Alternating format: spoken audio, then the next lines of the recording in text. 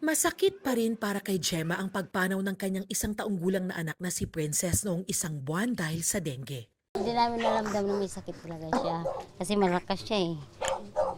Nasigla, tapos naglaro pa. Bilo siya, humakap sa akin. Yun na pala, umpisa niya. Nagsuka siya. Tapos nagsisure. Kahit pa dinala sa ospital si Princess, hindi na bumuti ang kanyang lagay. Na-ospital din itong Setyembre dahil sa dengue ang 10 taong gulang na si Prince. 3 days siyang nilalagnat. Tapos sabi ko nadadali na namin sa ospital. Kasi nga nangihina na po siya, nanginginig na po yung mga katawan niya.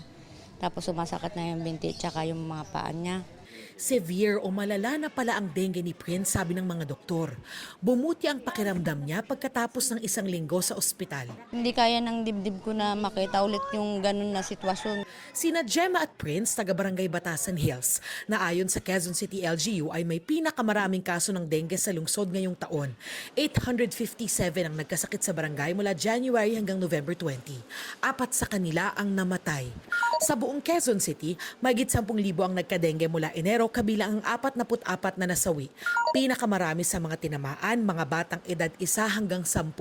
Ang problema sa Batasan Hills, may mga naiipong tubig na pinamumugaran ng mga lamok. Ang mga ginagawa po namin sa search and destroy, yung pong mga gulong na nasa bubong na tinatamaan ng tubig ulan. So yun po ay tinatanggal namin lahat yun. So yung mga drum po na nakikita namin ng kitikite, tinotobo namin yun at tina-advise namin sa mga constituent namin.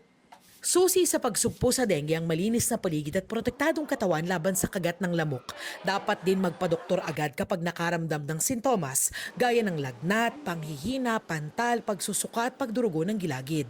Sa buong bansa, ayon sa DOH, may pagbaba ng mga kaso ng dengue bago ang mga linggong nanalasa ang mga bagyong Tino at Uwan na nagpabaha sa maraming lugar. Wala pa tayong datos dun sa mismong mga linggo na nakaraan na si Tino at si Uwan. Kaya patuloy pa rin tayo nagtatala. Wala pa tayong mga reports na nagsitaasan ang ating dengue. Patuloy pa raw nangangalap ng datos ang DOH at nagbabalang wag maging kampante dahil inaasahan pa rin ang mga ulan hanggang matapos ang taon.